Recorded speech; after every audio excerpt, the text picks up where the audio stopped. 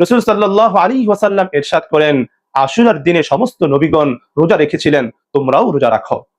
আশুরার রোজা প্রথম দিকে ফরজ ছিল, পরবর্তীতে রমজানের রোজা ফরজ হওয়ার পর এটিকে ঐচ্ছিক রাখা হয়েছে, অর্থাৎ নফল, সুন্নত বা মুস্তাহাব হিসাবে রয়ে গেছে, কিন্তু রোজার গুরুত্ব কোনো অংশেই কমেনি।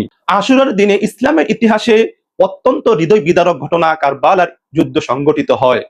10ই মুহররম 61 হিজরিতে নবীজি সাল্লাল্লাহু আলাইহি ওয়াসাল্লামের নাতি হুসাইন রাদিয়াল্লাহু তাআলা আনহু তার পরিবার ও সাথীদেরকে শহীদ করা হয়।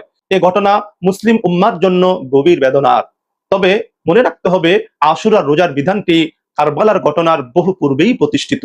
নবীজি সাল্লাল্লাহু আলাইহি ওয়াসাল্লাম নিজে আশুরা রোজা রেখেছেন, সাহাবায়ে কেরামকে রাখতে উৎসাহ ও উদ্বুদ্ধ করেছেন। প্রিয় ভাই ও বোনেরা, আশুরার গুরুত্ব কেবল ইবাদত, শুকরিয়া ও রোজার মধ্যেই সীমাবদ্ধ।